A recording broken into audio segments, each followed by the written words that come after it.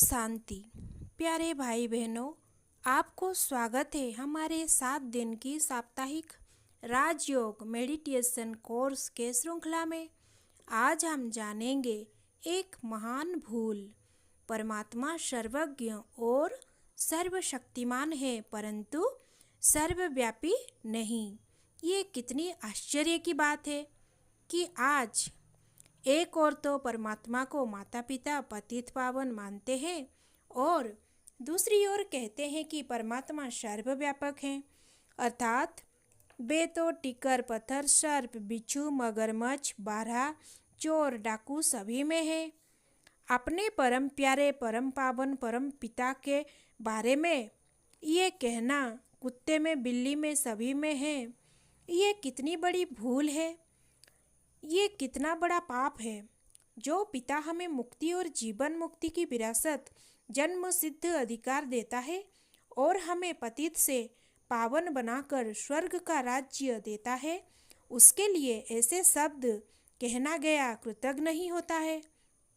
यदि परमात्मा सर्वव्यापी होते तो उसकी शिवलिंग रूप में पूजा क्यों होती? यदि वो यत्र तत्र सर्वत्र होते तो वो दिव्य जन्म कैसे लेते? मनुष्य उनकी अवतरण के लिए उन्हें क्यों पुकारते और शिवरात्रि का त्योहार क्यों मनाया जाता? यदि परम पिता परमात्मा सर्वव्यापक होते, वो गीता ज्ञान कैसे देते?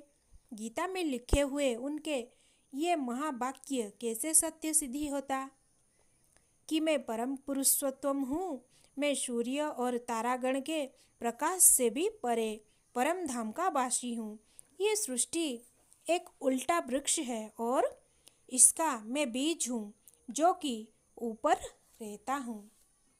ये जो मान्यता है, जो परम पिता परमात्मा सर्वव्यापी हैं, इसे के लिए भक्ति ज्ञान योग इत्यादि सभी का खंडन हो गया है, क्योंकि यदि ज्योति स्वरूप भगवान की कोई नाम और रूप ना होता तो उनकी संबंध योग जोड़ा जा सकता है, ना ही उनके प्रति स्नेह और भक्ति ही प्रकट की जा सकती है और ना ही उनका नाम और कर्तव्य की चर्चा हो सकती है।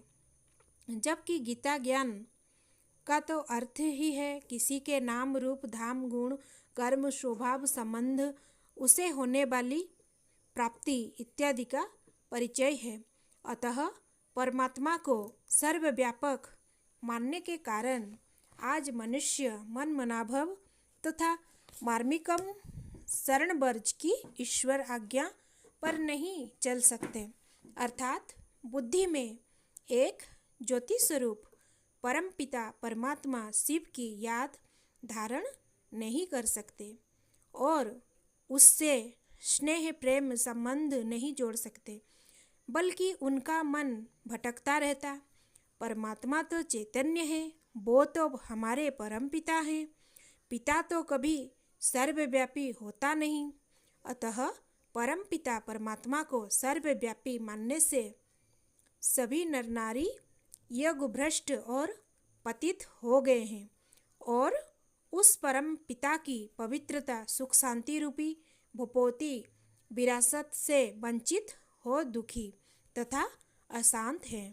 अतः स्पष्ट है कि भक्तों को यह जो कथन है कि परमात्मा तो घट घट का वासी है, इसका भी शब्दार्थ लेना ठीक नहीं। वास्तव में घट अथवा हृदय को प्रेम एवं याद का स्थान माना गया है। द्वापर युग के शुरू के लोगों में ईश्वर भक्ति अथवा प्रभु में आस्था एवं श्रद्धा बहुत थी। कोई बिरला ही ऐसा व्यक्ति होता था कि परम पिता परमात्मा को ना मानता हो। अतः उस समय भाव विभोर भक्त ये कह दिया करते थे कि ईश्वर तो घट घट वासी हैं, अर्थात उसे तो सभी याद और प्यार करते हैं और सभी के मन में ईश्वर का चित्र बस रहा है। इन शब्दों का अर्थ ये लेना कि स्वयं ईश्वर ही सबके हृदय में बस रहा है भूल है, अर्थात परमात्मा सर्वज्ञ और सर्वशक्तिमान है और वो सबके हृदय में याद की रूप में बसा हुआ है, परंतु वो सर्वव्यापी नहीं है। अच्छा, ओम शांति।